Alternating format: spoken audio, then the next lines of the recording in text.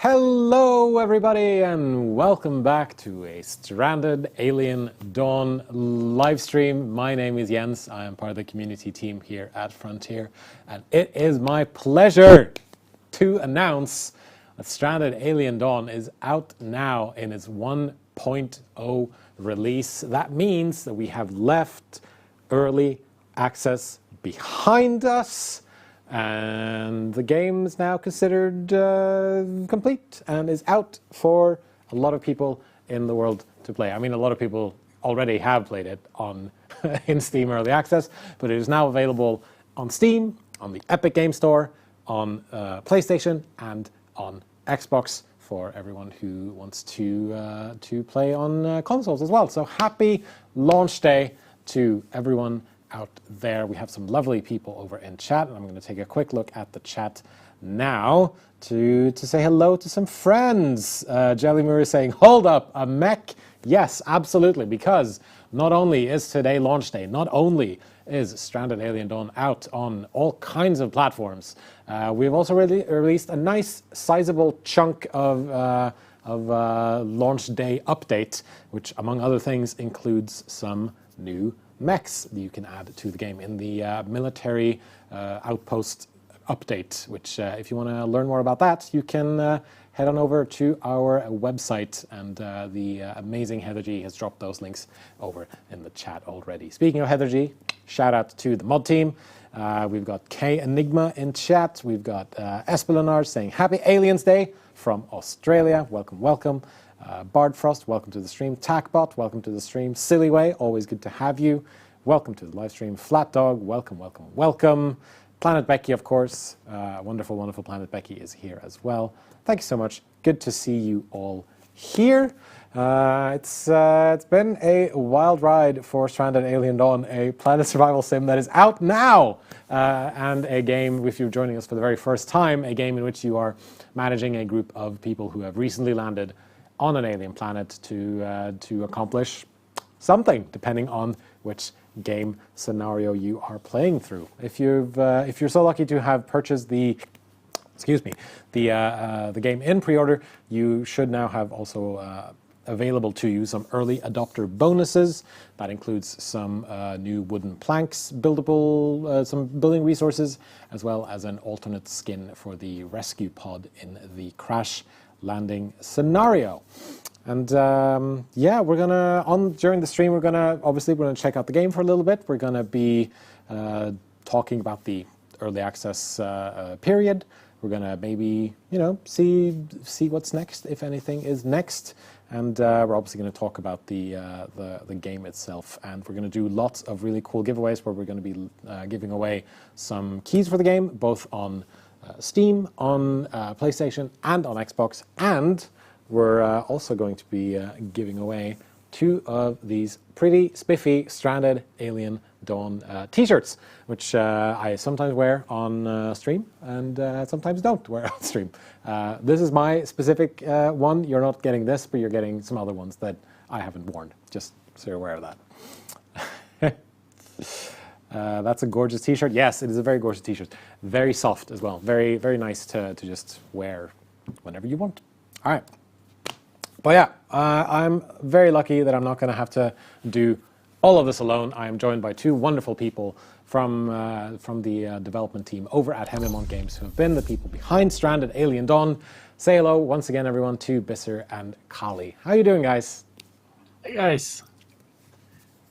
We're super happy to be here. Yeah, it is good to have you here. Happy launch day and congratulations.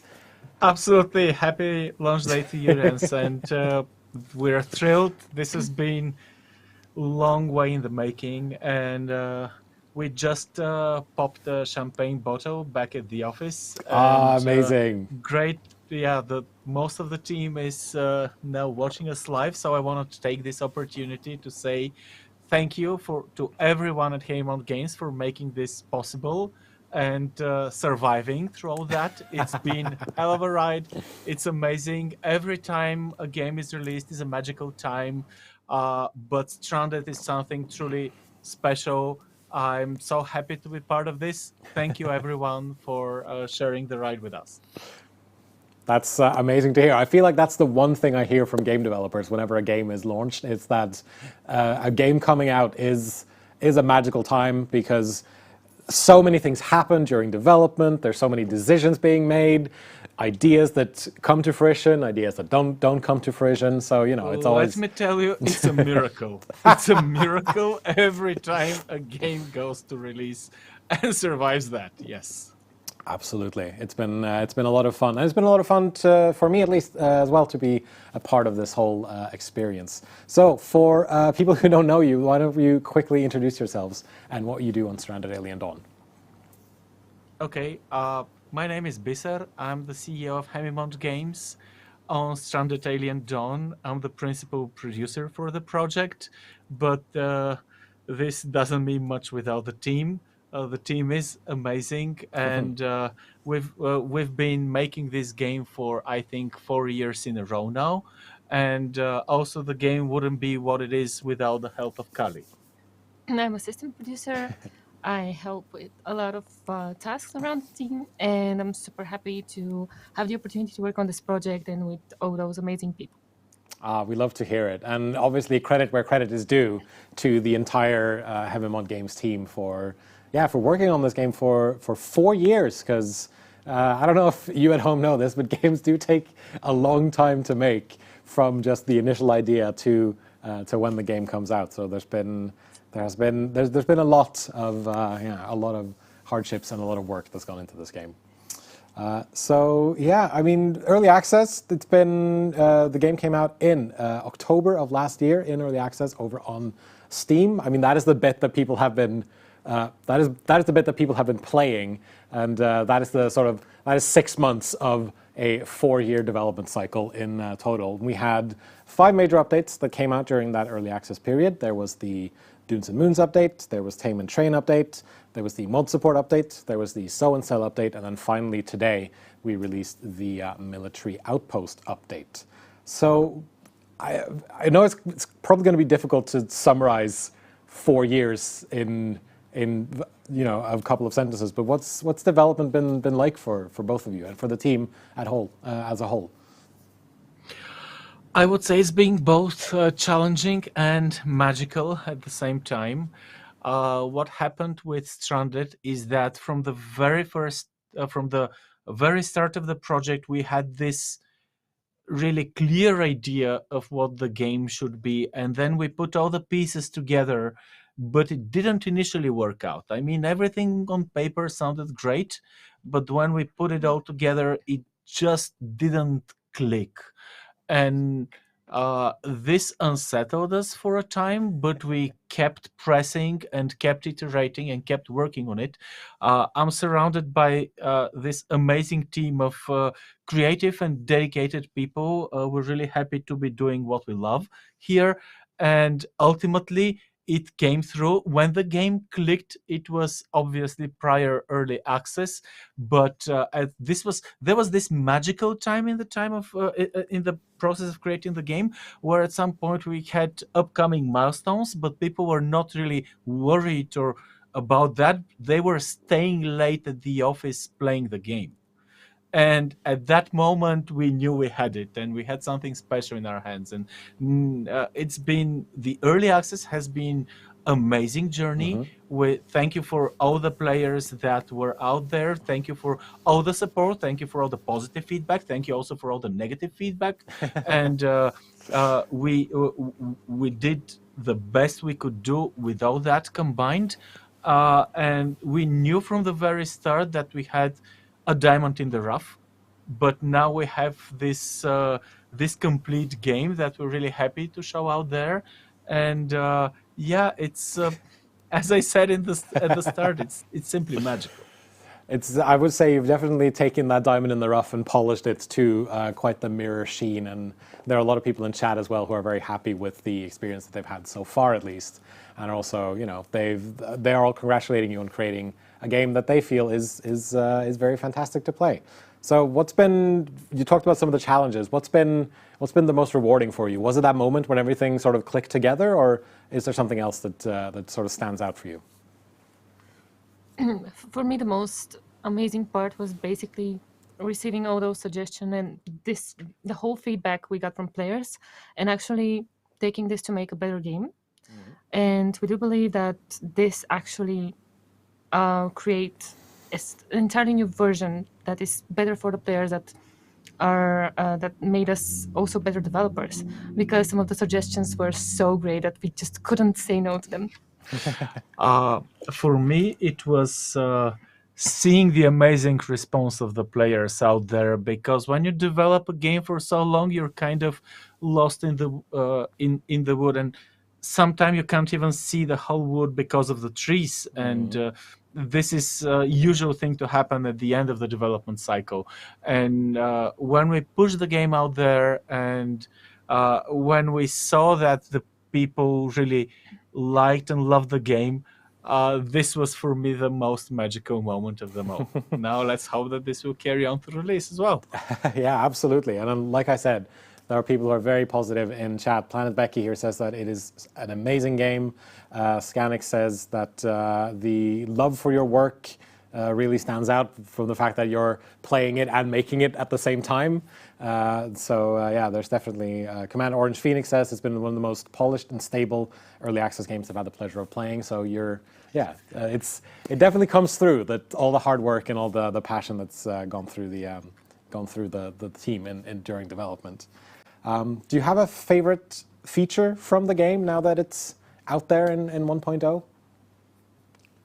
Well, my favorite feature is probably the modding tools and everything related to the editors, because this is a great opportunity if you're not into modding yourself to start modding. And I do believe that this game has all the possibilities that you can imagine to create, like characters, devices, and so on, which I think is awesome, because this is the first time I've actually tried to mod something. It was pretty awesome. Yeah. And also the animal taming part. I also too love the animal taming, specifically the Ulfan, but I really like the mechs. I mean, great robots shooting and stuff, and all that, and specifically the mechs jumping over fences. This has been the. I have a soft spot for that. I mean, it's just something that I love. Yeah, me too. I mean, it was probably one of the most fun experiences I had in the stream that we did last week when we talked about the military update. The fact that these mechs are just so maneuverable, the jumping power, just the jump in them feels really good when you do it, and the fact that I can just sort of send them out and be like, there's some stuff over there, just please take care of it, and then they just went. Very, very good. What about you, Jens? What's your favorite feature? I mean, I do, like I said, I do really, really enjoy the mechs. I think the Sow and Sell update was very, very fun to play through as a sort of a wholly different approach to the game compared to the crash landing scenario, for example. So I am more of a trader kind of player rather than more like, we need to scramble for all of these things and all of that stuff. So I think that was for me, that was when everything was just like, yes, I have found the mode that I want to play in forever now. So I really enjoy that part of the game. And I'm still working towards buying that planet. So I haven't gotten to it just yet, but I'm getting to it. I'm very, very close now. I'm really proud that the team has created a game that can be played in so many different ways. Yeah, absolutely. This is for me probably the most valuable thing in the game, that it can adapt to your play style, or you can just take it and do whatever you want with it and use it as your own creativity tool. This is what I think makes or can make Stranded Alien Dawn appealing to a lot of people out there.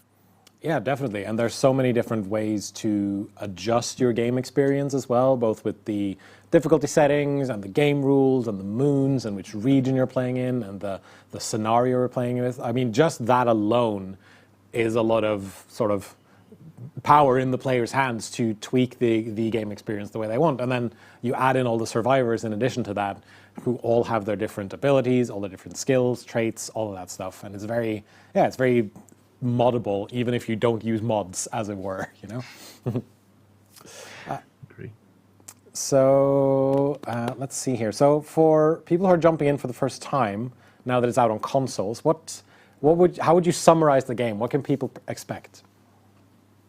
I would say it's the same experience optimized for consoles and for the gamepad controls, with which you can also play on PC as well.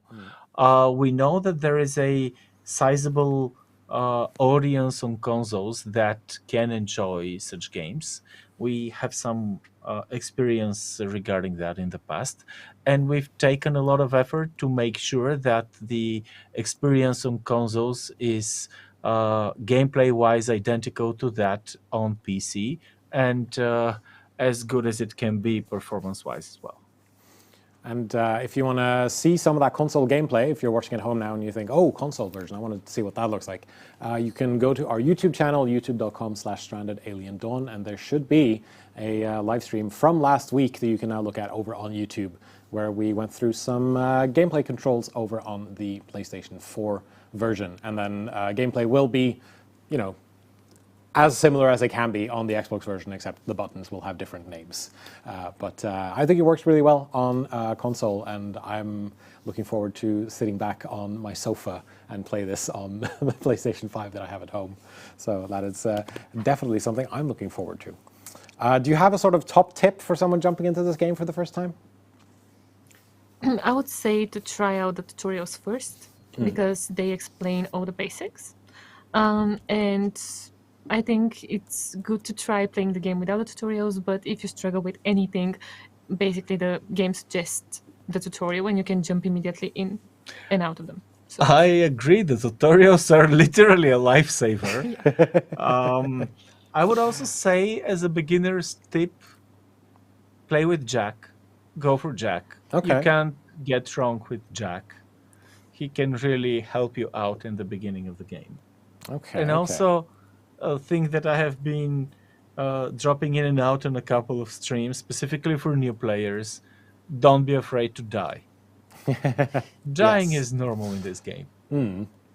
Rush2112 Gamer says the tutorials are solid. I agree with that. I think that taught me more about just playing the game rather than trying to bang my head against it and try to figure out stuff on my own. And it's the same whenever anyone drops into our Discord asking, hey, what do I do in this game? This doesn't work the way I thought it was supposed to work. You always get like a string of comments of people just saying, just play the tutorial. You'll learn all the basics and you'll know exactly what you need to know if you just jump into the tutorial. So there are some really fun and interesting Easter eggs in the game. There's a lot of references to various sci-fi material. What was the inspiration to include all of this in Stranded?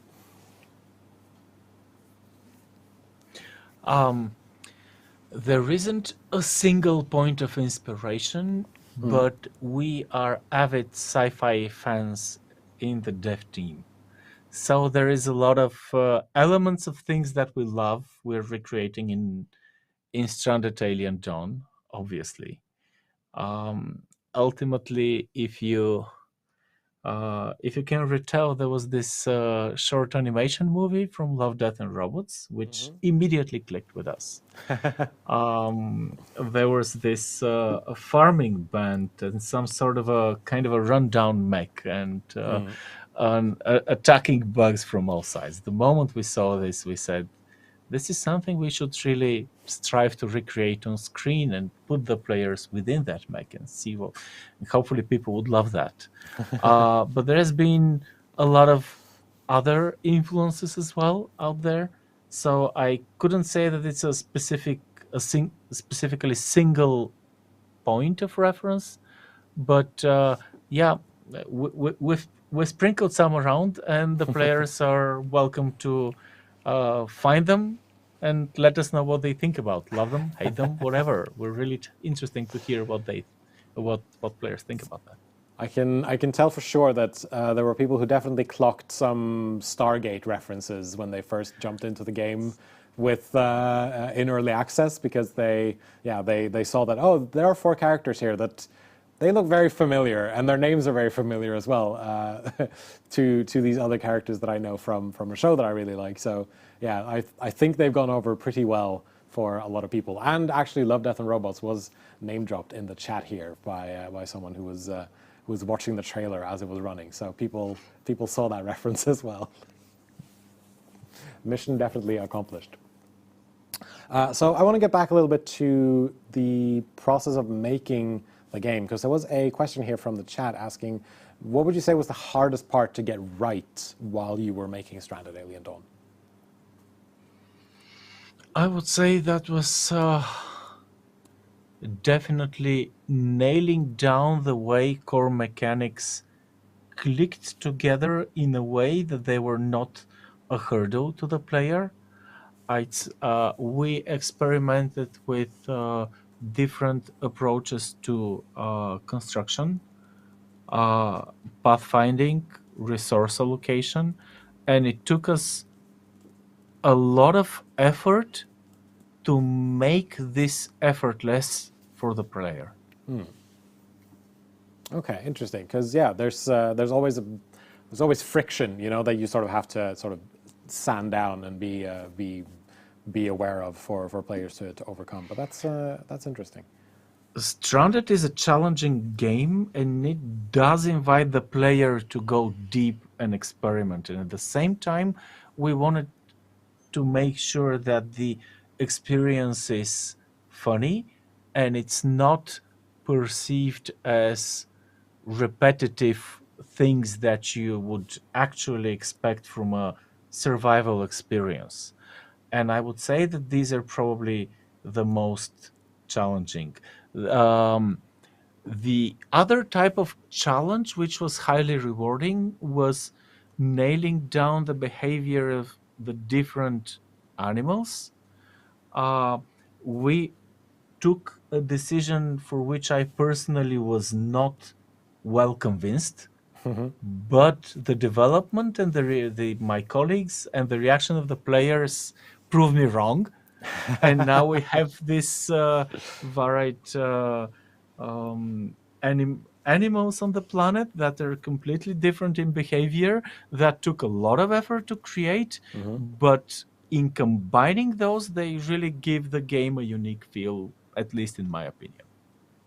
For sure, I would absolutely say so as well. It feels very different to any other survival game that I've played, and I think a lot of other survival games that other people have played as well.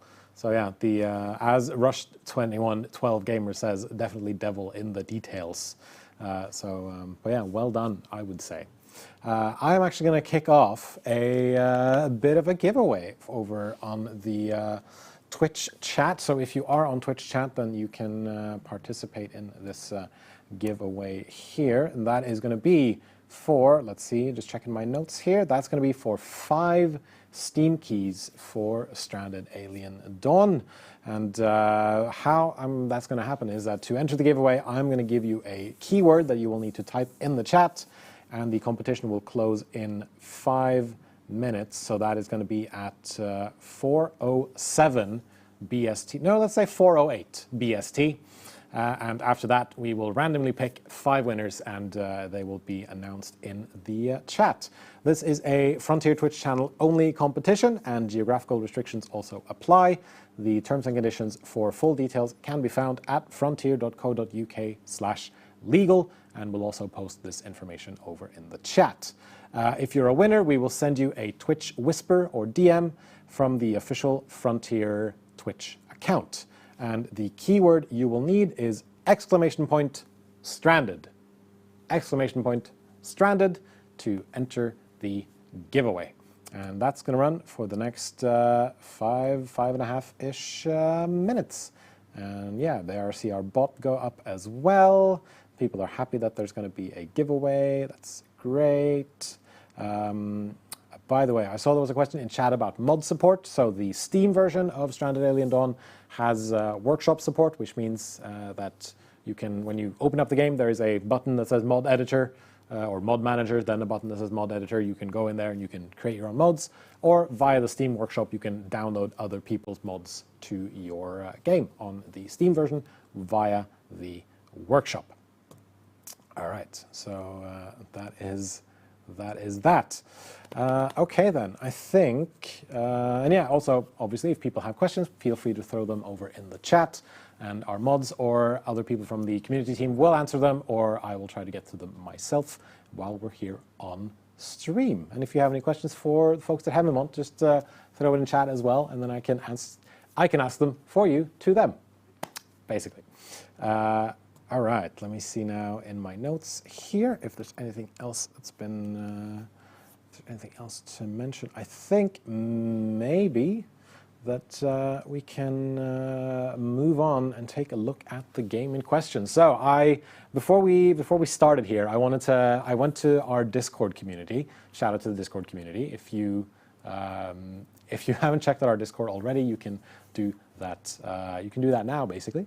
And our Discord community sent us a bit of a challenge to try to get through during this here live stream. And so what we're going to do is we're going to jump into the game. We're going to check out the sort of the scenario that started it all, the crash landing scenario.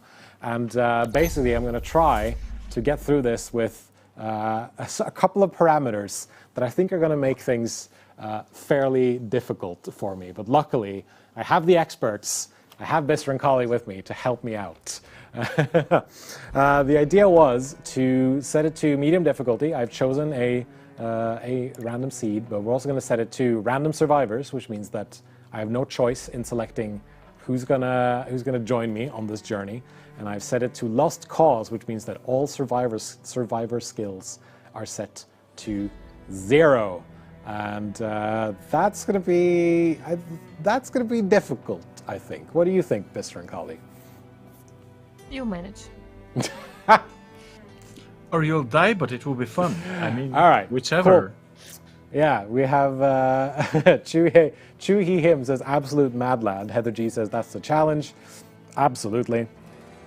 But yeah, there's going to be a bit of a live challenge run. We'll see how long I last. I did set this to the Jason Moon, which means that there's going to be some tough challenges when it comes to the attacking animals that sometimes pop up, but there's going to be more time to prepare for them. And I decided to go for Sobrius because I wanted to make something a little bit easier for myself, because I figured the desert environment is going to be a bit trickier. Yeah, I appreciate everyone wishing me the best of luck. Jelly Murray says, I expect the group will fail by the end of the stream. We shall see.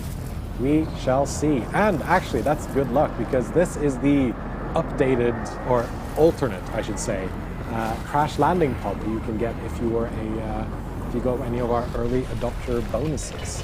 So while you've been, play testing and checking out the game and everything, have you done any of these like challenge runs yourself? I tried some of the game rules. Right. And I also tried playing with the one that says speed first. That disables the enemy attacks and just creates a very calm environment for you to enjoy and just explore the technologies, the plants, the animals, and everything. So if you want just to try building a base and taming animals, it's a good go. And if you want just more relaxing atmosphere. Yeah, I mean, I do like that too. Luckily, I think I've been given a fairly good group here. I think you have some amazing RNG god smiling at you. RNGesus is on my side. He took the wheel and said, "Yes, I will steer you in a proper direction." So thank you very much, RNGesus. I saw there was a Before we get to everything else, I'm going to mention that the giveaway is just about to end, and we have just a couple of seconds left. So if you want to win one of 5 Steam keys, you have about 10 seconds left. Type !stranded over in our Twitch chat, and you will be entered to win. And I also saw there was a question over in chat asking if there are any big future stuff planned for the game. We could mention now, because that news has gone out, that we all know that a lot of you asked us, hey, is there going to be more to come for Stranded Alien Dawn after the full release? And in short, yes, there will be more to come. There is a free update planned for later this summer, and we'll have to wait a little bit before we share some of the finer details. We at least can confirm now that there will be a free update later this year. Absolutely. We are really thrilled to drop out the news that there is yet more to come. We continue to support our games post-launch, and I just hope that we'll get the opportunity to continue working on Stranded, because the team is bursting with ideas. That's great to hear. But yeah, also the Steam Key giveaway is now closed for new entries. So if I could please ask my intrepid producer to send me some of those names and maybe also announce them over in chat, then we can get that giveaway closed and announce some folks. So we're just about ready to announce people over in chat. I'm stalling for time, as you could probably imagine, while my amazing producer gets those names for me. At the same time, let me buy you some time, but I can't help but see that you have Chris surviving the crash. Yes. Yes, I think that We love this. If you can share the detail with the audience, that would be great. I can definitely do that. So Chris Jackson is one of the amazing QA workers here at Frontier, works on the production side of games, and he is actually a developer-developed mod, one of 4 official mods that you can download for Stranded Alien Dawn over on the Steam Workshop, and they are sort of sprinkled in there among all the user-made mods. And he has a lot of good stuff going for him. I didn't actually know that he was switched on in this version of the game, so I probably should have turned that version on before I hit random. But what can you do? He is very quick when it comes to crafting and constructing with wood. He's always in a good mood. He can move very fast, and he's he has a lot of perks and not a lot of cons, basically. But yeah, that is Chris Jackson, one of the mods that you can download from the Steam Workshop. All right, let's then pick some of these names here. So a huge congratulations to, among others, My Name is 7MI, All That Betrays, to a Pox Layer, and to Misplaced Brain for winning. And I know that was only four names, but the fifth and final winner of Stranded Alien Dawn for Steam is none other than Jelly Murray, one of our amazing repeating viewers on these streams here. So you should all have gotten @replies over on Steam right now, but no, Steam over on Twitch right now, and then we will send you a whisper most likely after the stream has ended. So keep an eye out over on Twitch, and we'll send you those whisper DMs. And finally, before we continue with the gameplay here, I should also mention to everyone who is just joining us, welcome to the Stranded Alien Dawn launch celebration livestream. My name is Jens. I'm part of the community team here at Frontier, who are the publishers of Stranded Alien Dawn, which is the game that you see before you. And just below me, coming in via the power of the internet, is Kali and Visser from the amazing development team over at Haemimont Games, who are the creators of Stranded Alien Dawn. Yes, all right, now that is out of the way, we can get back to playing here. And we're going to talk a bit about the sort of early gameplay experience, both in sort of this crash landing scenario, but also sort of overall as it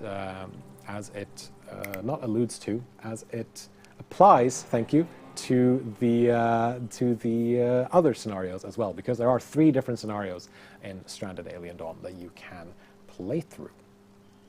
All right, so let's take a look at the survivors we have here. We already mentioned Chris, our official modded survivor. He is very good, very powerful, I would say. We've got Lara Falkov, who is an very good farmer, but also has more movement speed and manipulation efficiency. Also very good for us. We've got Maki with Natural Curiosity, who can field observe unknown species during expeditions, and unfortunately is a bit sleepy, so she will need to rest more than others. Finally, we have Vanessa, who is an amazing healer. She can make others happy when playing music, but she also recovers health twice as slow. So you said earlier, Bisser, that this was a good team to start off with, because we have a very good farmer here, we have a very good crafter, and a very good healer. But in the sort of early portions of the game, what is something that people should be prioritizing, do you think? Well, if I was you, I would be prioritizing my amazing luck, and probably run to drop a lottery ticket, because not only you have a great team, not Sure. only you have Chris on your team, which is I do. amazing both in the game and in real life, might I say. But He's a good guy. also you have, I believe, 4 sniper rifles. I do, yes, because I did hit random survivors, which gives me, if they have combat ability, which a lot of them have, even though it's set to 0, I get 4 railgun snipers, which is going to be, helpful. But I was wondering, to make it a bit more challenging for myself, if I should just immediately dismantle all of these. I don't know what you think. I would say that I wouldn't do that myself, basically, because the crafting of those guns, it's pretty difficult, and you would want them around. But basically selecting the activities tab is a great strategy for the beginning, especially in your case. Yes. Because you want your survivors like to focus on specific skills. What I would do if I were you, just allow 2 or 3 activities per survivor, so he can level up the dedicated skill faster. So, That for is actually a example, very good idea. especially if they're interested in something, I'm not sure if you have a survivor that's interested in something. But There if should not, be a couple of people. Like Vanessa's very good at healing. I know Chris is very interested in construction. So Yeah. that is actually a good shout to start off with. We should probably have some harvesting people. Chris doesn't like it. So there are some, as you mentioned, there are some survivors who are interested in certain things. Others are indifferent to certain things. How does that impact gameplay and the decisions that players have to make? Before that, a note, if I was in your place, I wouldn't let an important skill be a focus just on a single survivor, because if something happens to this or that survivor, then you'll be a sitting duck or stuck dead in the water. So I would say that I would give at least 2 survivors the healing priority, and similar with construction as well. That is actually a very good idea. It's probably good to have several people who can handle A some backup, of these a backup different is things. always useful. It will also speed things when the need arises. Other than that, I would say that harvesting, constructing, and farming are core priorities, and I would immediately set out some survivors to be able to gain some skills while still taking benefit of the initial positive effect, the fact that they have survived the crash, for example, the fact that they're not yet hungry, the fact that they're not yet miserable, the fact that they're not yet fighting each other, and so on and so forth. That is actually a very good thing to note. Yeah, they're all doing pretty good in terms of, well, except for Lara, who's having a bit of a cry right now. But otherwise, they're doing pretty good in terms of happiness, in terms of fullness, everything like that. We just need to get work started, basically. And let's see now if people will start to do things. So I think, obviously, we need some shelter, so we're gonna get that going. And our good buddy Chris can start doing that. I saw there was a question in chat about the character headshots. They're so realistic, it makes me think they are AI generated. Are they? If not, huge kudos to the artist.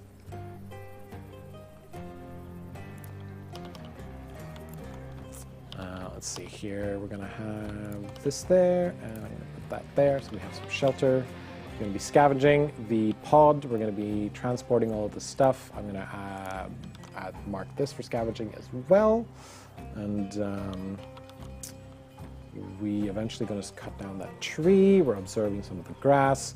Now, observing here, I can see, ooh, I got lucky again because we've got some squash-like plants here which I can observe and then eventually use as crops for my survivors here. I've also got some berry plants. I'm going to have someone observe them as well, and these bushes can be cut down so I can get some sticks, but I'm going to observe those as well. So observation is very important. If you're unfamiliar with the game, observation means that your survivors will eventually learn how to take these plants for themselves and start to plant them within the base, and then they'll be able to use it as a food source, which is very, very handy. I'm also going to put out some sleeping spots because we need those, and then I'm going to speed up time basically. All right. Personally, I would start a bit smaller. Okay. With somewhat of a more condensed shelter. No, by no means do not disband that. I'm just commenting on different gameplay styles, or do not deconstruct that. It's still fine. I tend to try to build something that's like a little bit house-like, but as long as they have, roof over their heads, basically, because I know that they don't like sleeping when it's they don't like sleeping in the rain, so I try to avoid doing that.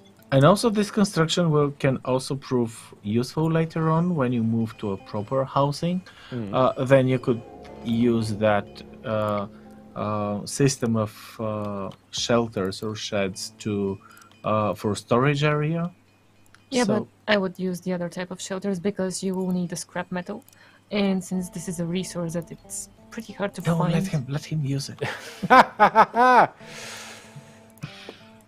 mean, yeah, you know what? I'm gonna be using it mostly because there's probably gonna. I don't know if I'm gonna be continuing this playthrough here much, but I'm just gonna use it in the beginning.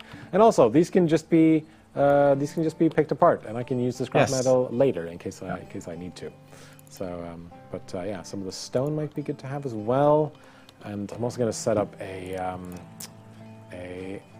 storage stockpile. There we go. So we have a place to put things. So yeah, right now we have people going out to doing observations, which lets me do farming.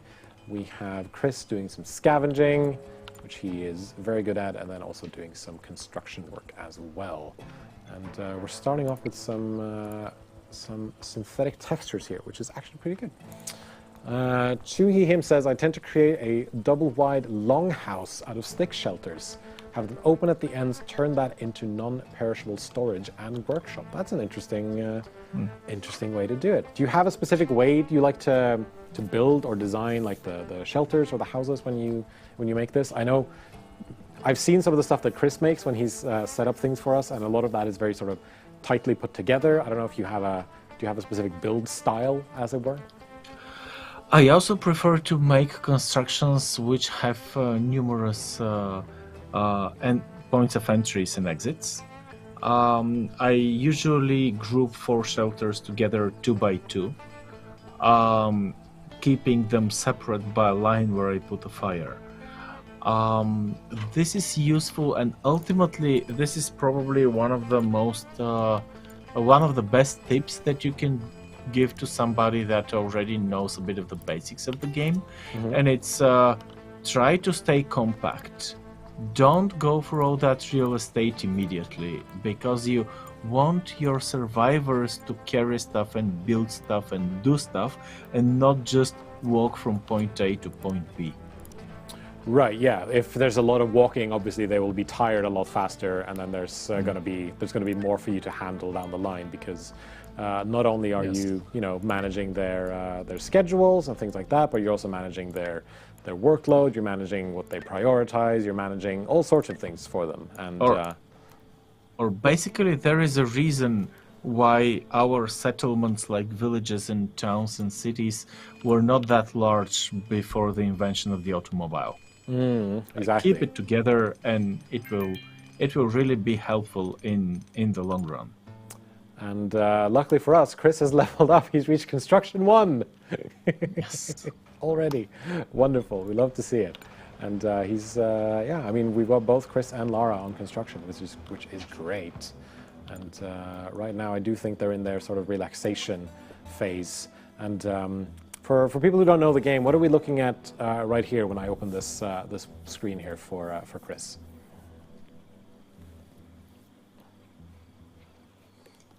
Oh, if you can see You're it. looking at the queued activities and also at his basic stats and needs. You can check the health, the happiness, and the fullness, basically meaning how well fed Chris is, what is his current rest state and relaxation. And you can also get some important information for his cold and heat tolerance, which right now doesn't seem that much of a deal, but just give it time, and even in the temperate environment, when we start getting into winter, things will become much more dire in case you haven't prepared for that. There will definitely be trouble when winter comes around. So I recommend to, because eventually you will unlock the ability to do research, I will recommend getting a way to pickle some vegetables, for example, which is my favorite way of stocking up for winter. So there are a lot of, obviously these are only 4 survivors that I have started off with here, and there are a lot of survivors in the game that you can choose from when you start a new game, whether that be and all the survivors are selectable for different scenarios, but different scenarios let you have different numbers of survivors. Do you have personal favorites? Do you have survivors or characters that you always bring with you whenever you play, or do you like to mix it up every time? I could totally say that I have favorite survivors, and I think it's a good strategy to have someone that raises other people's skills. So Yes. I always start with Jack as a fighter, and he also interested in crafting, which is very important. And for example, Hugo. So you want someone that's capable of construction and crafting. You want someone that's good in farming. For example, Lara also. And you need a researcher, definitely. And for this type of team, I have some different people sometimes joining. It depends also on the scenario or the environment. But overall, I always take Jack and Kano. I do like Jack. I think he. Sorry, I was going to say I think he became very much a community favorite in the early stages of the game. What were you going to say, Bisser? I would say that, combat is important and flashy and all that, but definitely pick somebody who can build things and pick somebody who can grow things. Because you might find yourself dying a lot sooner if you can't provide for the basic needs of your survivors. For sure, yeah.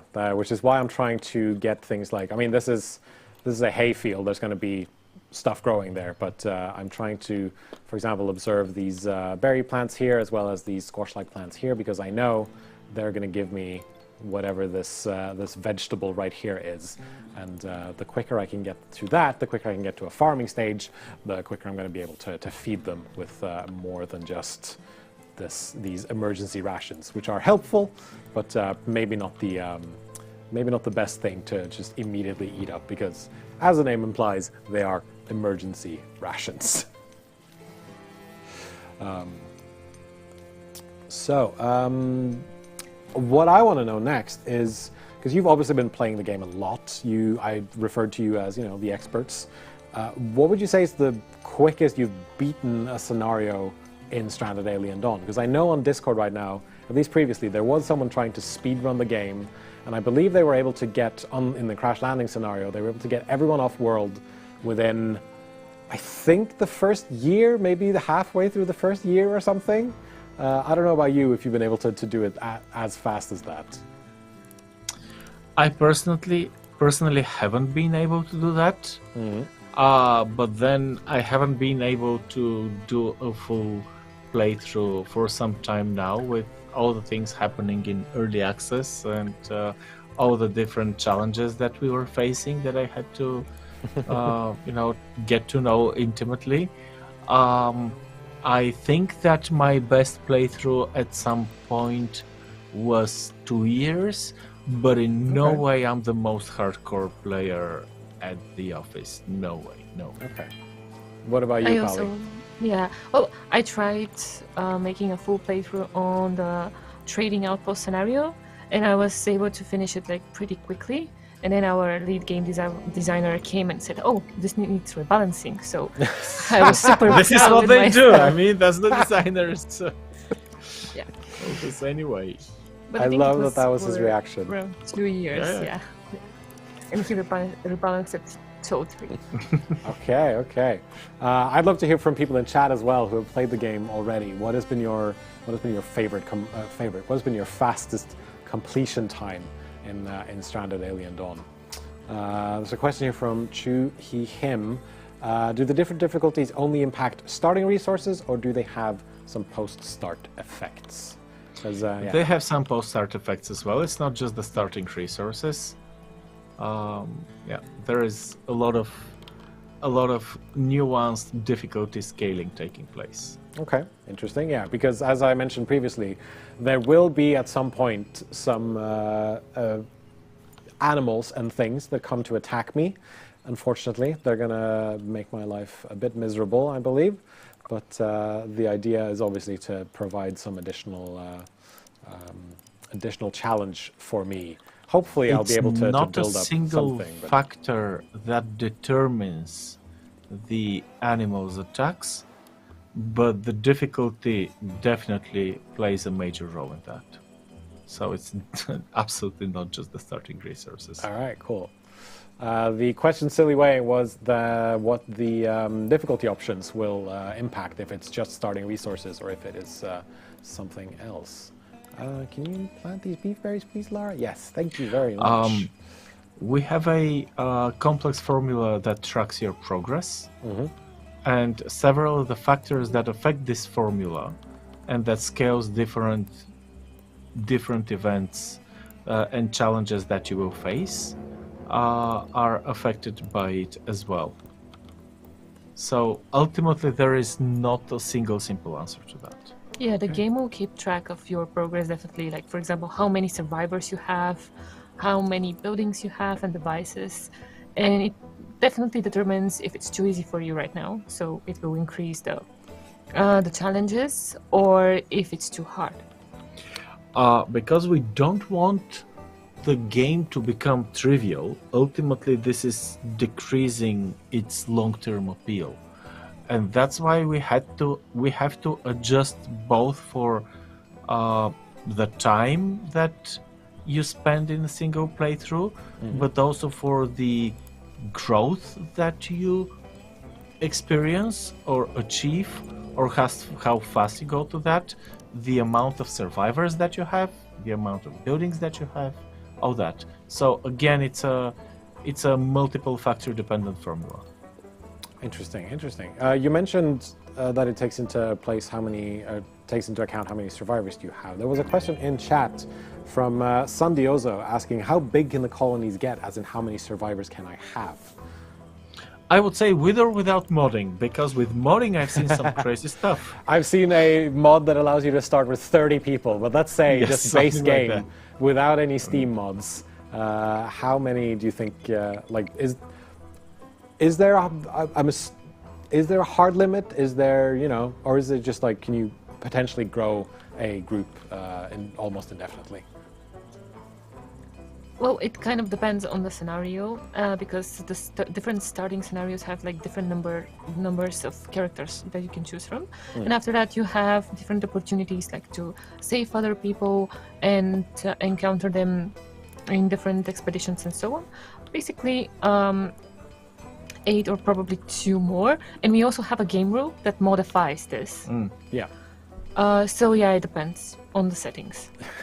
Sarge85 says, I have 52 people in my settlement right now, which I think might be a modded run, but still. Oh man, you were hoping to crash on an empty planet, and then you're surrounded by at least 51 other people. Yeah, there's definitely a lot of people there, but for sure. But it does look like it does look, from what they're saying in chat, sounds like it's running fairly well, even with 52 people running around. But so yeah, 52 people with mods at least is the potential. That is one massive colony, I have to say. All right, so I think then we're gonna get started on our second giveaway. I'm just gonna let my survivors here run around for a little bit and take care of the things that I've asked them to take care of, like for example, moving things around and dismantling things and building things and planting and all of that good stuff. I mean, we're at a pretty good place right now, I would say. Like, we've scavenged some alloys, we've scavenged some more metal, we are planting, we are farming, we are getting food. At some point I can make a campfire. Wonderful. I will do that now as well. And then we can do more than just eat emergency rations. Wonderful. So we're going to kick off our second giveaway. This is going to be for 2 PlayStation keys for Stranded Alien Dawn. And much as before, I have a thing that I need to read out and some terms and conditions that need to be mentioned. So to enter the giveaway, I'm going to give you a keyword that you will need to type in the chat, and the competition will close in 5 minutes. So it's going to be closing at, let's say, math, 4, let's say 6 minutes, 4:40 BST, or hour 40, whatever your time zone is. And after that, we will pick 2 winners who will each get a PlayStation key for Stranded Alien Dawn. This is a Frontier Twitch channel only competition, and geographical restrictions will apply, but you can check the terms and conditions for full details at frontier.co.uk/legal, and the information will also be posted in chat. If you're a winner, we will send you a Twitch Whisper from the official Frontier Twitch account, and the keyword you will need is !PlayStation. So !PlayStation. And if you win, we will obviously ask you which console you own and which key you prefer, and we will send you the correct key for your chosen platform. And that giveaway is kicking off right about now. So you have 5.5 minutes, 6-ish minutes until 4:40 British Standard Time. All right, cool. And let's see then if we can jump back into the game here. So, sorry, just looking at my notes and looking at some questions. As always, if you have any questions, feel free to drop them over in the chat. And if I find a dog in the game, I will try to tame it silly way. I will need some meat to be able to do that, but we'll see if we are able to do that during this playthrough. There was a question here about keyboard and mouse support for consoles. Do you have anything to mention about that, Mr. or Kali? No, unfortunately, we don't have anything to mention on keyboard and mouse on consoles, not at the time being. But as I said, we hope to be able to continue developing Stranded for months to come, so stay tuned. Okay. Good to know. As we're back now into the game, if you're just joining us right now, welcome. This is the Stranded Alien Dawn launch celebration livestream. My name is Jens. I'm part of the community team at Frontier, who are the publishers of Stranded Alien Dawn, the game that you are now seeing in front of you on the screen there. That's the correct way to point. And right beneath me, via the power of the internet, we have Bisser and Kali from Haemimont Games, the wonderful team who are the creators of Stranded Alien Dawn. Planet Becky asked, what's the name of the new character? I'm assuming you're referring to Ember Griffin, who we have introduced to the game via the Military Outpost update, which was also out today. Bisser, do you have anything you want to say about Ember specifically? Because you've always added new characters that sort of fit into the theme of the updates. So what can you tell us about Ember? I'd say Ember is... she was expected for quite some time to make her appearance in the game, and at some point she was desperately needed, especially when we accidentally made the game a bit too difficult when it comes to animal attacks. She has two unique abilities. One of them is flashy, and it provides accuracy bonuses to anyone nearby. Tactical commander was it. The other one, however, in my opinion, is much more valuable. She can train your other survivors into the arts of combat. And as Kali mentioned, having survivors that can teach others is always invaluable in the long run. Especially if you can, survive the diseases and hunger and wounds that you have, pneumonia in winter, whatever. I mean, if you can survive the immediate threats, those survivors that make your whole party stronger and better at their different skills are the ones to go get for. A mentor character, as ZX Becky calls her, which I think is a very interesting mechanic, because it's not something that I've seen a lot in similar games like this. Was there a particular reason why you decided, yes, we need certain survivors to teach other survivors? I would go on a limb here, and I'd say that as a team we always try to get better at what we're doing. We always try to learn from the games that we're doing and to learn something new. And I wouldn't go for a specific gameplay reason for that, but it's really part of our overall philosophy and culture at Haemimont Games. the one key thing in the long run is to become better and find active ways to become better at what you're doing. So no wonder ultimately this perception is making ways to our games. I like that idea though, because yeah, it's taking some it's some real life inspiration being used as a game development tool, which I think is quite an interesting way to look at it. And it's also with Stranded, the player is all the time faced with challenges to prioritize between short-term and long-term goals. And we've also seen a lot of players playing the game for extraordinary amounts of time. So definitely we've put a lot of effort to make this game a long and meaningful sandbox experience. And in our in what we know about games, ultimately planning or switching between short-term goals and long-term goals is both challenging and interesting, and we wanted to give the thoughtful players tools to address challenges long-term, and having mentors is one of those ways. I think that's an excellent way of looking at it, and a very interesting way to solve that problem. We have reached the end of the giveaway that we ran just now, so I'm going to let my survivors just walk around and do their thing for a bit while we draw some winners. So these winners are randomly chosen and should be in my inbox right now. Thank you very much to my producer. And the winners of 2 PlayStation keys for Stranded Alien Dawn are Lazy Taco 4089 and Sort of Cracked over on Twitch. Congratulations to you both for winning these 2 keys. Please be on the lookout for a Twitch DM from the official Frontier Twitch channel. Congratulations to you both. All right. Let's see now if there are any other questions over in the chat here. Here's an interesting one from Kimiria Ann.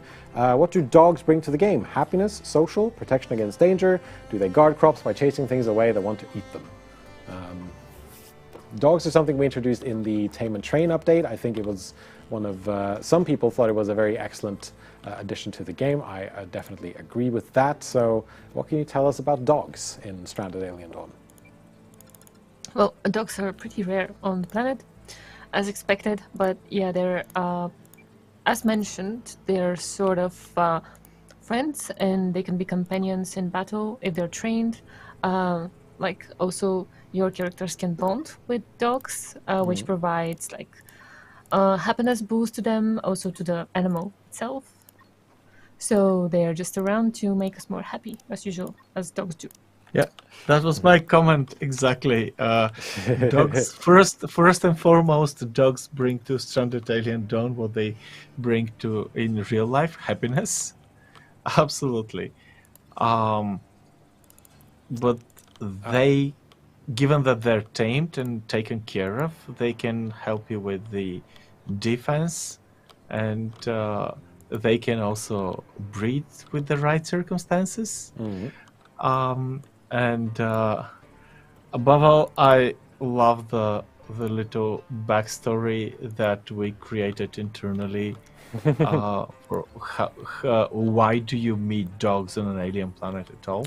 Yeah, me too. Players can be on the lookout for that. I won't spoil it here on the stream, but this is something that, as far as the story growing elements that we have in the game, this is one of my favorites. Absolutely, yes. I thought it was a very good solution because it is like you said. It's weird that there are Earth dogs here in the game, but there's definitely a reason or potential reason for why they are here. Oh, I am just surrounded by good plants everywhere. That's great, but they might be a bit too far away, but we'll see. But now we're going to be gathering everyone up for a bit of a celebration because we have made it through the first 3 days in the game, and so everyone's going to hopefully try to head on over and gather for this here celebration here. Unless I can get Maki. Come on. Let's cancel that. There we go. Celebrating survival. Wonderful. Comment from, let's see, who was it? It's a comment again from Kimira saying, thank you for creating dogs in the game. Thank you for answering my question. Well, you're welcome. Adam, oh God, that was I need a second. Adam A. Dreamer, there we go, asks, if there's some sort of hostile force, is it possible to build dedicated defenses? What about kill boxes and bunkers? I mean, there's a very interesting button here that says defense. Well, there's a very interesting button here that says defense, and right now I have access to meat lures, traps, fences, fence doors, fence gates, that kind of thing, and these also come in different materials, so scrap metal, sticks, wooden fences, and then eventually poles, stone, and then carbon. And then that brings me very neatly to the research panel here. And we should probably do some researching. I'm going to research this meat plant as well, which is also a mod that you can download via the Steam Workshop. You are playing all this time so you can get to the pickling, right? Yeah, absolutely. Yeah, pickling is what we need. What am I trying to say? Eventually, you can find other more, upgradable ways to defend yourself. Like you have concrete fortification, carbon fortifications, force field barriers. You can build automated turrets. You can obviously equip your survivors with various types of weapons, from spears and crossbows to more complex stuff like laser pistols, pulse rifles, and laser pikes, and flamethrowers, traps, all kinds of fortifications, things like that. So yeah, it is definitely possible to defend yourself against whatever lurks around the next bend of this here alien planet. It is certainly something you can do, and certainly something you should do, because at some point there's going to be stuff appearing here, and I'm going to have to deal with them in some way or another. And I've got a lot of big horned animals, so I might want to try to hunt some of them for some meat at some point as well, I think. What do you think? I think that with combat skill 0 and with night coming, it will be fun to watch. Okay, yeah, I mean, everyone's going to sleep now, so I'm just going to let them sleep, and then I'm going to have them take care of these big horned animals here, and see what happens. I mean, last time I just sort of had someone randomly go out and try to hunt them. They ended up getting a horn through the head, I think, and got a fractured skull. So, there's that. That could happen. That's probably because I had them attack the creature's baby, and so there's some there's some babies here as well. So we're going to try to. It's relatively peaceful, but could also still attack if need be. Second, slightly less serious question from Adam A. Dreamer again. What's the biggest and scariest monster you're willing to spoil in this stream? And can we pet it?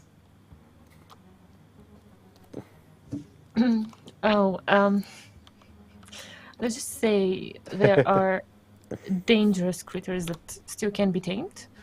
And I would say the other thing, that there is no limit to what you can try.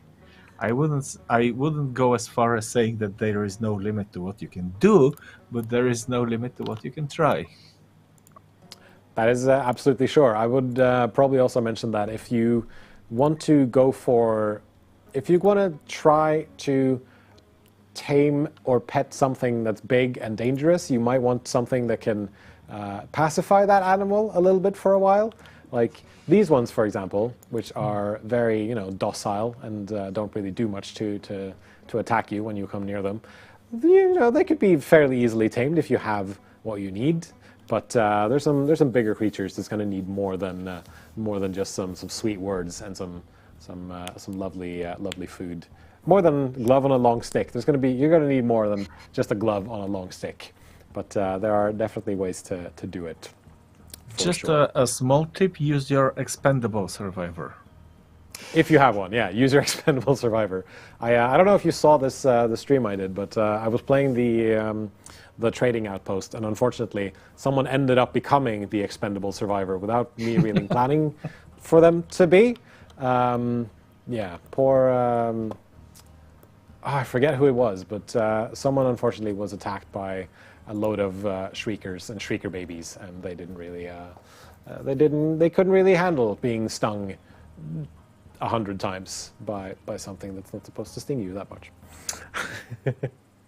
Yes, thank you, TACBot. Poor Talus, unfortunately, did not make it. But I don't know, I feel like we've done pretty well so far. My survivors are able to run out, do what they need to do. We're doing some observations. Things take a bit more time than they usually would, but we're getting there. We're getting there. And here we have our big old lumbering animals who are just kind of casually walking around and enjoying their lives while we're doing some salvaging and some scavenging of resources, as well as having kicked off some researching now as well. And I should, let's see here, who has cooking as a priority? Vanessa, you can do some cooking as well. Let's go this way, I think. That seems okay. All right. I think we're also going to kick off our third giveaway of the day. And since we've done PC Steam, we have done PlayStation, obviously, what's next? It's the Xbox version of Stranded Alien Dawn. We're going to be giving away 2 Xbox keys for Stranded Alien Dawn. And as before, I'm going to read out the terms and conditions. So we're going to kick that off just about now. And turn to the giveaway, I'm going to give you a keyword that you will type in the chat, and the competition will close in 5 minutes. So at 4:52 BST, that is British summer time. I may have said standard earlier, but summer time. 4:57 BST. Thank you, Adam, producer, for correcting me there. And after that, we will pick 2 winners who will each get a Xbox key for Stranded Alien Dawn. This is a Frontier Twitch channel only competition, and geographical restrictions will apply, so check the full terms and conditions for details at frontier.co.uk/legal. This information is also going to be posted in the chat once we kick off the giveaway. If you're a winner, we will send you a Twitch DM from the official Frontier Twitch account, and the keyword you will need to type in is !Xbox, all lowercase, !Xbox, and that information has been posted in the chat. And later on in this live stream, we will be giving away, can I get a close-up please, Adam? Wonderful, thank you, Mr. DeMille. We will give away this, one or 2 of these incredible Stranded Alien Dawn t-shirts. And they look just like ours. They look just like yours, yeah, absolutely. They have the fantastic Stranded Alien Dawn logo on the side there. There's the Haemimont Games logo on one sleeve right there, as well as the Frontier Foundry, which is our publishing label, on the sleeve right here. It is a very comfortable, very soft, very nice t-shirt that you can that can be yours if you are able to win it. That's going to happen later on in the stream. Right now, we're giving away 2 Xbox keys, as well as playing through this here challenge run. And yeah, we're so what I've done now is I've started doing some cooking stuff, trying to have just a tad more food than all my survivors might actually need, mainly because it's a good idea to have some food extra. But I'm also trying to be careful about that food spoiling, because that is definitely something that can happen if food is sitting out for too long. Thank you, Escape Reality, for understanding my dumb joke earlier. I'm not going to pickle some fire for the winter, but that would be an interesting thing if I could do that. And speaking of pickling, we have unlocked pickling, which is gonna be very, very helpful. Let's get a pickling barrel going. Vanessa's just kind of hanging out because she doesn't have anything to do, I think. Can you?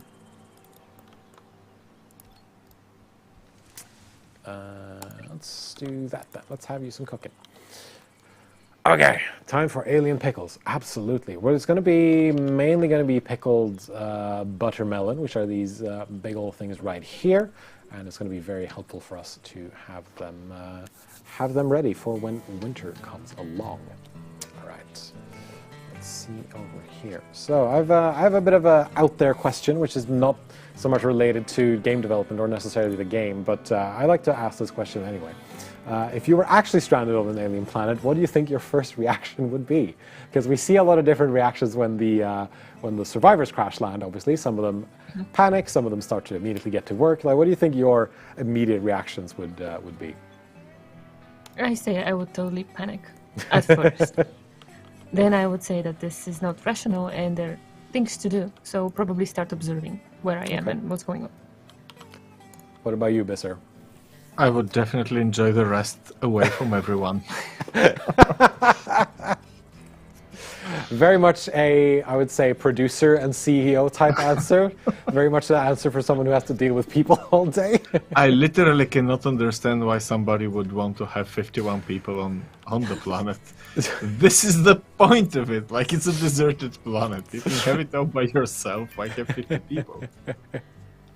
Very true, very true, very true. Joke aside, there have been those brave souls that have mastered the game with a single survivor. It is a totally different experience. I would say to hopefully the new players and to those that haven't tried it, is that you are not limited in decreasing the number of survivors that you start with. So feel free to experiment and see what it feels like to survive with just a single survivor. I've tried it myself, and what I realized very quickly is that things suddenly take a lot more time when it's only one person doing it rather than 4 people. And it's very obvious because there's only one person rather than 4, but that was a kind of a light bulb moment for me when I realized, oh yeah, there's only one guy doing this now.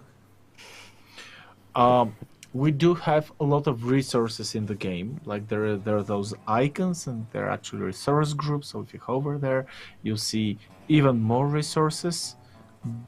But the ultimate resource that you manage is your survivor time. And it doesn't have an icon up there. But the most important thing you can do is manage your survivor's time. And part of doing that is setting their schedule, which I've done here. And you can set specific times for when they sleep, when they work, when they do certain things. But also, yeah, in the activities here, setting their priorities to this is certain assuming numbers. you want to let them like sleep or rest at all. Yeah, because in previous discussions, you've definitely come across as the kind of player who essentially works them to the bone, as it were. Would you say you're still that kind of player, or have you changed? No, they're fine. They're fine, absolutely fine. All right. Well, we have luckily a source of meat now in the meat plant, which is my favorite plant. So let's get that planted as well.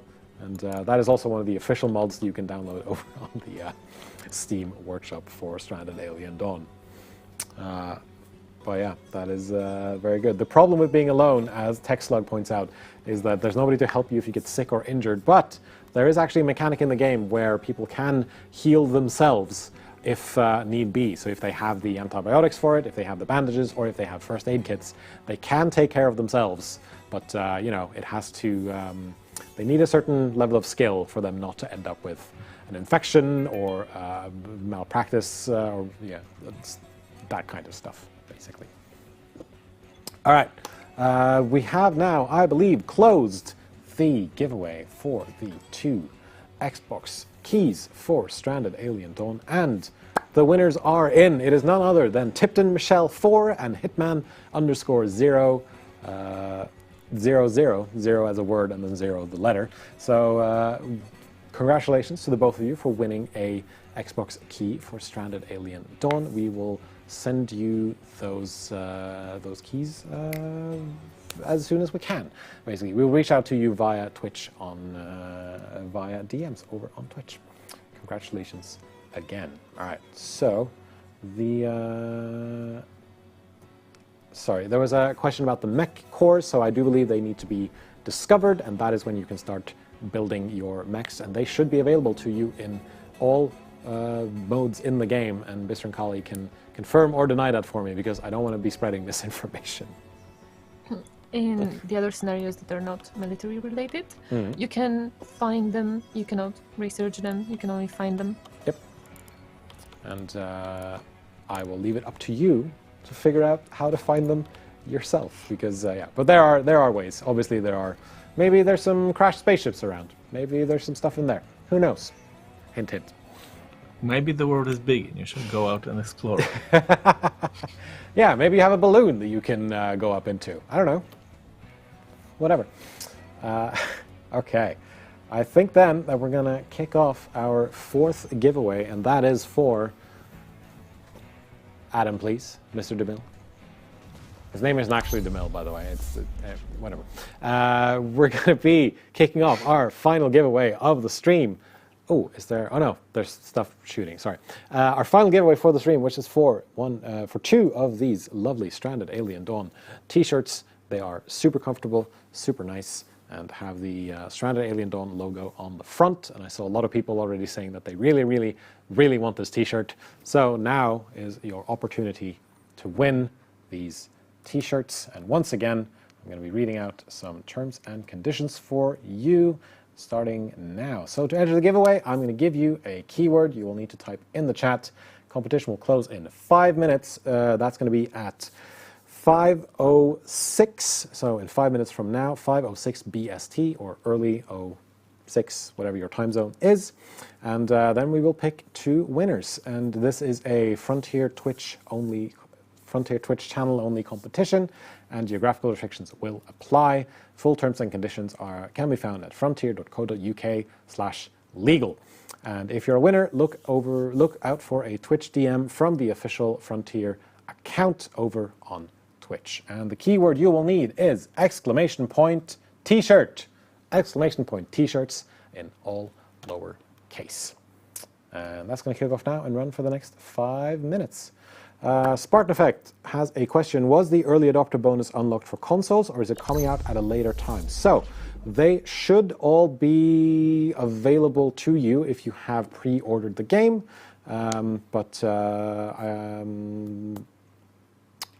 Yes, they should all be available to you.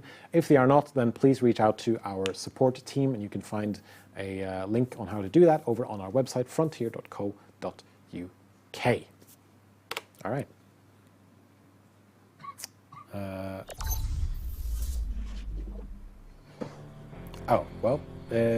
Sorry about that, Chu. It should just be, !T-shirt, and just !T-shirt in all lowercase letters. And we are coming up on our 5th day in the game here. Everything is seemingly going all right. I mean, we're churning through these emergency rations, but we have other ways of getting food. So I'm not going to be too fussed about it right now, I think. I think I'm going to just have it be that way for a bit. And we can always harvest some more of these buttermelons. I like the fact that plants and things that you harvest will always grow back eventually, because it is, that is a thing that would happen in real life as well. So I'm very thankful for some of the other resources that come around, food resources at least, that will come back even after I've plucked all these buttermelons. K Enigma, it is T-shirt in one word, not T-shirt, but T-shirt. It should also be posted. Thank you to the Frontier bot over in the chat. All right. As the giveaway is running here, Mr. College, anything that you want to mention that we haven't mentioned during the stream already, when it comes to the game, when it comes to playing it, when it comes to things people should know? Floor is yours. Well, I would say that we're very happy with the community that's thriving right now, and we love to see the feedback and your reactions and how you play the game. It's awesome. It's very motivating for us. So thanks to all the players. We're here, and we're very happy. I'd say Stranded is a special game in the sense that it offers a unique explosion of possibilities. Mm-hmm. I really like the premise of the game. Just one sentence, being stranded on an alien planet, can give so much possibilities in your mind, and I'm really happy that will be continuing to develop the game. So stay tuned and watch out for more to come. Okay, that's great. And if you missed that part earlier in the stream, we can now confirm that there is a free update coming to Stranded Alien Dawn later this summer. We're not quite ready to tell you exactly what that update will entail, but we can at least mention that in this here stream. So exciting stuff to look forward to in the future. I mean, I know what it is, but I'm not gonna. We're gonna keep it under wraps for a little bit at least. One thing I wanted to ask you, because I know, my job as a community manager is to go out onto the internet and see what people are saying about the game, read stuff on Reddit, on the Steam forums, on social media, all of that stuff. Do you do some of that stuff yourself, or do you try to just focus down on the game specifically? Or do you read what people say on Steam? Do you check out some of that stuff? We definitely do that a lot. We definitely do that a lot. We have a long and established culture in that respect. We think that once our games are out, they're no longer only our games, they're the players' games, and we definitely want to see what the players make out of them. Time and again, this has led to changes in the games. Time and again, this has made our games better. This is definitely the case with Stranded, Alien Dawn for sure. We do spend a lot of time. I believe that one of the things that Kali did right after early access was aggregating all the feedback that was available in Steam reviews. And suggestions, yeah. Yeah. That's great. I mean, that is definitely the kind of devs I think a lot of players out there are looking for, because it means that you're taking everyone's feedback seriously. It means you're taking everyone's thoughts and nothing can replace the perspective of the player. That's an absolute that we have to take into account. So I'm gonna save my next question, because I'm gonna say that the giveaway for the Stranded Alien Dawn T-shirt has officially ended. So you cannot add any more entries to that giveaway. And I think then we're gonna just go to the drawing, and my intrepid producer is gonna take care of that for me. And maybe he's done that already. He nods at me. He has. It's just a jumble of names in the chat here, so it's difficult to tell sometimes. So the winners of the Stranded Alien Dawn T-shirt are Stealthish _, and our question asker from before, Kimiria Ann. Welcome, and congratulations to both of you for winning these amazing Stranded Alien Dawn T-shirts. Amazing! Congratulations. We will send you a whisper on Twitch to grab your details and all of that good stuff. And yes, exactly.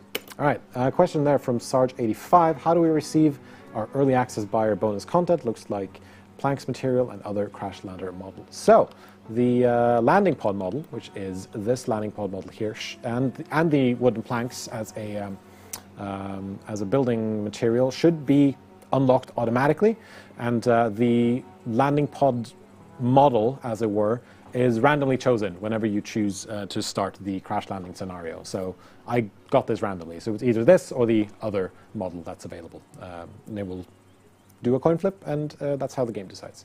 As for the building materials, once you have researched construction basics, then that should just be unlocked alongside wood, stone, and scrap metal construction as well. So it should just be available to you immediately.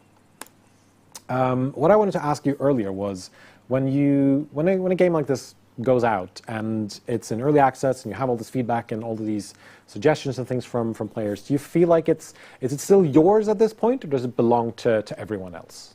If that makes sense. Well, first of all, a small remark there. We've never had a game like this coming out specifically, but we've had our fair share of experience with early access and closed betas. And I personally think that at some point, well, first of all, to always be our game, but at some point after after release, it is definitely no longer our game, but the player's game. I have no doubt that whatever crazy things we have done internally with the game and with our own gameplay experience with it is going to be toppled by somebody out there.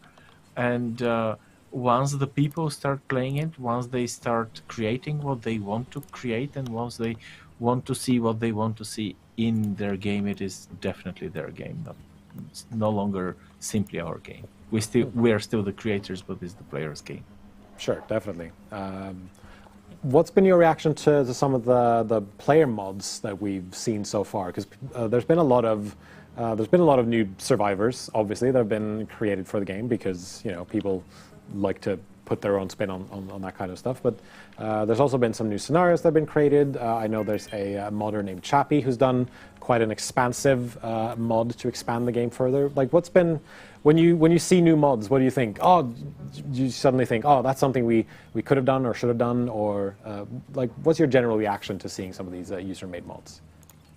You? Yeah, I enjoy seeing that many mods, and also enjoy seeing mods that change the cost of some devices, for example, that create new devices and so on, because this actually allows a player to play the game the way they want to. And what I consider our greatest achievement is that in this game you can play it in so many different ways. We've seen like players making huge tower defense bases, or just players taming animals, or creating like those huge buildings and so on that makes beautiful screenshots and so on. And what we can really say is that anyone can enjoy this game in their own way. So mods are just one more way to do this.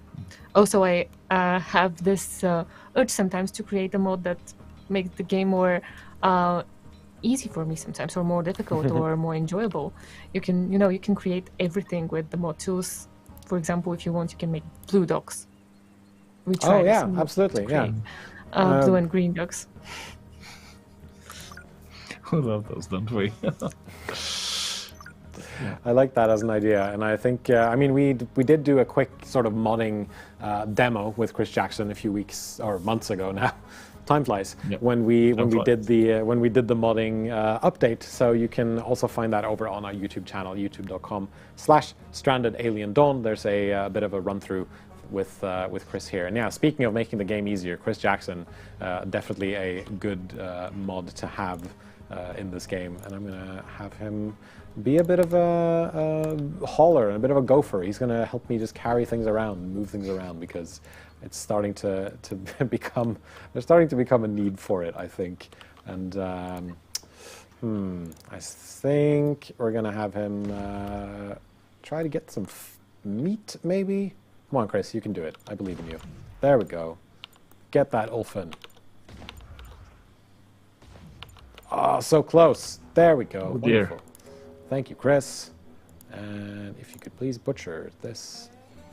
And once I set your thing to... Yeah, there we go. There we are. Butchering Ulfin. Thank you, Chris. Wonderful. Iconicalism says, I appreciate the easier difficulty more and more lately. It is great to jump into an easy difficulty and just see, oh, there's so many materials that I have available, there's so many stuff available, so that's great. Let's see, if obviously if you have any questions for myself or from the team at Haemimont, please feel free to throw them in the chat, whether that be on Twitch, on YouTube, or on Steam, which we're also streaming to right now. We have one question here from Spider1978 saying, question, is movement only WASD, or is there also free movement via the mouse? So there is also mouse movement, so if I want to, I can just move the mouse into the different sides of the screen here, and so I can move the mouse around that way. But personally, I like to do it with WASD. But if you just want to use the mouse, you can totally do that, and that's just how you would assume it to be in games like this. I can also be using the middle mouse button to rotate the camera around if I need to, and then the mouse wheel obviously can zoom in and out. So that is that.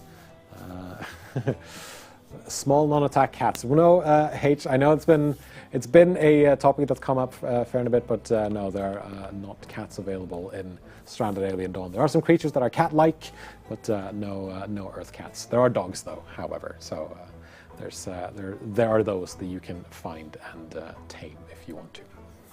All right, I'm gonna speed up time a little bit here as well while people are sleeping. And 600 Kings, PS5 is having some issues with the early adopter bonuses. We are aware of this. Our team is working on it, but if you could be, it would be very helpful for us if you could let us know about this stuff over on our website, frontier.co.uk, and then go to our support page, and they should be able to help out a little bit there as well. I know what's going on. I don't have room for my fuel. That's why it's not being moved. Silly me. So let's get some sticks going here and another stockpile. There we go. Cool. All right, let's see what else here. Will the game get a physical release? That is not something we have to announce right now. It is a digital release only, so on Steam, on the Epic Games Store, on PlayStation, and on over at Xbox. All right, we're moving on. I'm still waiting for this attack to come around. I'm wondering where it's going to be, but it's been almost a week now, and I'm wondering what the game is sort of cooking up for me in the background when it comes to getting these. Getting these animals to attack me, but I think it's gonna happen at some point. Choosing the Jason Moon does give you a slower and more relaxed start, but then it gets the challenges for sure increase disproportionately as you proceed deeper into the game. Yeah, that's what I'm waiting for. That's why I'm still a bit hesitant to start building fences, but maybe I should get some fences up, and then it'll be some more encouragement for something to attack us, I think. We'll see. Also, you will eventually want to raise the construction skill of someone. That's true. If you want to build more stable defenses and buildings. Also very, very true. Something I should be doing. Because we will need at some point stronger fences, because I think let's go for some wooden poles. I think I'm just gonna we're gonna need a lot of wood for this.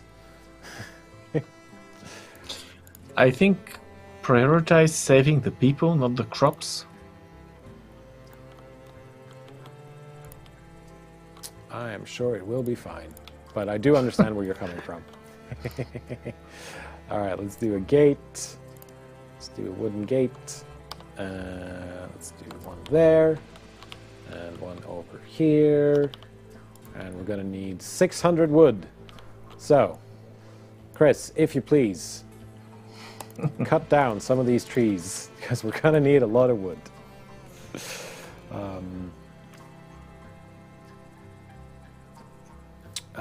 All right, another question about keyboard and mouse support for Xbox Series X.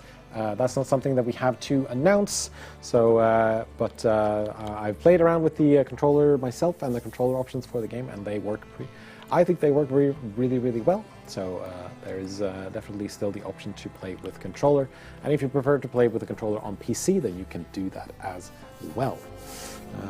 And if you're just joining us for this here live stream, welcome. This is the launch celebration of Stranded Alien Dawn, which came out in its 1.0 release earlier today. It is out of early access. It is available on PC for Steam, on Epic Games Store, and also available over on the PlayStation and on the Xbox. That is both PlayStation 5 and PlayStation 4 and Xbox Series X and S and Xbox One, if you play on those consoles. So, what was I going to say next? But yeah, available now if you haven't checked it out. This is the game in question. My name is Jens. I am part of the community team over at Frontier, who are the publishers for the game, and I'm joined just below me by Bisser and Kali from Haemimont Games, the developers of Stranded Alien Dawn. And yeah, thank you, Kimiria, for the congratulations over in chat. We really, really appreciate it. And here's a good one. That's a good question. I mean, so if obviously, like we have Chris Jackson, who's a QA person represented as a mod. And we've also for the launch of the game, we've made some mods of some of the influencers who've helped us out with covering the game. I know Lamadia is streaming right now as well and messing around with a modded version of herself in the game. If you could add yourselves into the game as mods, what sort of skills would you give yourself? Would you try to make yourselves realistically, or would you just give yourselves as high a skill as you could in everything to just make the game easier? I would say I would go for a realistic version of myself and just set my combat skill to 0 and make myself incapable of combat and pretty much physical activity. I would definitely be a pacifist, I would definitely want to play with as realistic version as possible of myself and see how far I can make it and if I can make it to the winter or not. Okay.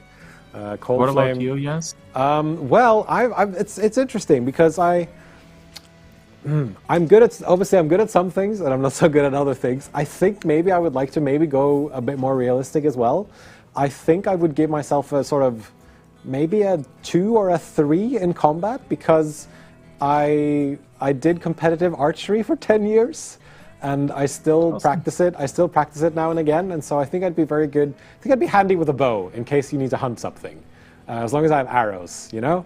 I think I'd give myself okay cooking skill, but maybe sometimes it doesn't really work out. So it's still edible, but it's not very tasty, that kind of stuff. So I think that's something I would do potentially, and I think I would tell myself to stay away from maybe like construction tasks or things like that is probably something I wouldn't be that good at. I'm more of a computer nerd than I am a person who builds things. But that is the kind of person that I am. Realistically, my cooking skills would definitely be 0, but I might have some chance at research. And I would definitely enjoy long walks for sure. Yeah, a bit of an intellectual. I do like the whole long walk thing that people can do to relax themselves, and I'm a bit of a long walk person myself sometimes. Well, there is literally nothing to do on the planet. I mean, long walks are all you can have. For I don't know. You can build a shooting target. You can build a punching pole. You can do darts. I mean, there's loads of things. If you have somebody with construction skills. If you have someone with construction skills, yeah, absolutely. But pish posh, that's going to be something. Someone's going to get that done for you at some point. Yeah.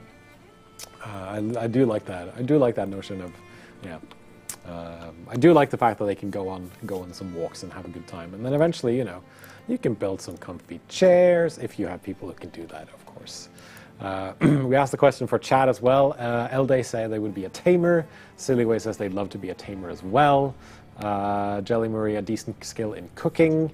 Iconicalism, the power of complete denial of my own circumstances. I feel like at some point you would have to maybe accept where you are and realize, oh no, I am stuck someplace. Sawtooth TM, plus 100 into lover, minus 100 into fighter. And obviously, we're always going to need we're always going to be in need of healers and stuff like that. Question from Wolfpack: if you're allowed to make, you can if you want to. If you are a kind of modder, you can make your own 3D models in Blender and then put them into the game as mods. That is certainly doable. I think that is what your question meant, Wolfpack. So that is certainly doable. Okay, so there's a lot of, what I also find interesting is you've invented a lot of interesting foods and crops and things like that for Stranded Alien Dawn. Are there any of these that you would like to try for yourselves if they were real? I think the buttermelon sounds fantastic. If it's a melon that tastes like butter, I want to eat it. Beef berries as well, 100%, I am there. What about you? Is there any of these where you thought, oh yeah, well, I like the description of these. These sound actually pretty good. I would enjoy the beef berries. Yeah. For sure. And the buttermelons as well. Based on my cooking 0 skills, I'll be happy to taste whatever meal somebody else cooks for me. Okay, good to know, good to know. And obviously we have our fruit bushes as well, which I'm going to have someone plant in the morning. If you're just joining us and you're curious about what this game is, this is Stranded Alien Dawn, a planet survival sim developed by our good friends over at Haemimont Games. And we have Bisser and Kali joining me from Haemimont in the box below me via the power of the internet.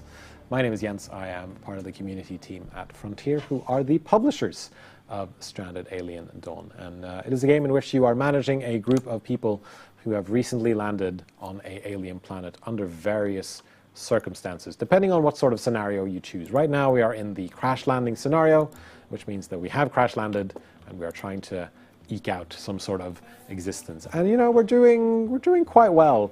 And the idea is to eventually research and build a specific type of communications device, which we can then use to call for aid and have someone come pick us up and ferry us back to whatever home planets we might hail from. Is how the game works, basically. All right, let's see now if there's any other questions over in the chat here. Give me a quick second. Can I assume that my early access version doesn't provide access to the Xbox version and a rebuy would be required? So, if you own the game over on Steam and you owned it since early access over on Steam, then no, it will not be available to you on any other platform because a Steam purchase wouldn't transfer over to a purchase over on the Xbox or on the PlayStation. That is just how those storefronts work. But so that is how that works. Thank you, Philip, for your well wishes. We really appreciate it. And breakfast has definitely arrived in the garden, potentially in the form of these birds over here. But I'm going to try to get this this olphin here butchered, but it doesn't look like we'll be able to do that before they. Chris, why don't you take care of this for me? Thank you. Sawtooth TM says or asks. Do you use the same game engine on most games, or does each game have customizations from the engine? We use our own proprietary engine for all of our games. It has been developed throughout the years, but for players that are familiar with our previous titles, we keep upgrading and developing our own technology, but we use our own technology. So this also translates to the fact that for those of the players that are familiar with the basic principles of modding on one of our titles, we'll definitely have a head start with modding on other titles because the modding philosophy is the same so far. That was also going to be my follow-up question, but thank you very much, Bisser, for reading my mind there and being able to know already what I was going to ask you. So I think then that we can start to wrap this up here. So before we bid you adieu, Bisser and Kali, is there anything final that you would like to mention about the game? Anything you want to tell the players, the community, the proverbial floor is yours, as they say. Thanks to all the players. Thanks to the team for making this possible. And we are very happy to be here and enjoy the game. I'm just thankful that I'm able to do what I love, be supported by, first of all, the great team at Haemimont, and then by the players that ultimately make all of our efforts worth it when they play our games. So thank you for that. I'm really happy to be part of the whole Stranded Alien Dawn experience. I'm happy to be working with Frontier, and hopefully the game has the potential to grow, and we'll see it continuing to grow in the coming time. And ZX Becky, I think, said it best when they say, "We thank you guys for this beautiful game. Be always well and healthy." So we're gonna say goodbye to Bisser and Kali, and then I'm gonna do my wrap-ups here. It's been great to have them both on this here live stream, and it's been great to have you watching this here fantastic live stream, and I appreciate you coming along to see us celebrate the full launch of Stranded Alien Dawn, out now on PC, on Steam, on Xbox, on PlayStation 5, on PlayStation 4, on Xbox Series X, and on Xbox. And I want to just say that yeah, you can check it out now, and the full launch is out. And tomorrow we're going to be launching another giveaway over on our social channels. Just search for Stranded Alien Dawn over on Twitter, Facebook, and Instagram, and you can win something truly special. It's going to be quite the giveaway. But until then, once again, I want to thank you all for watching. I want to say a huge thank you to Bisser and Kali from Haemimont Games for coming along. A huge thank you, as always, to both our mods and to the fantastic community team that works here at Frontier. And of course, a thank you to Adam, our intrepid producer, for managing things behind the scenes and making me look my best as I do these here live streams. That's going to be it for today, and we're going to be back with more Stranded Alien Dawn streams very, very soon, so keep an eye out on our social channels. But until then, thank you so much for watching. Bye-bye.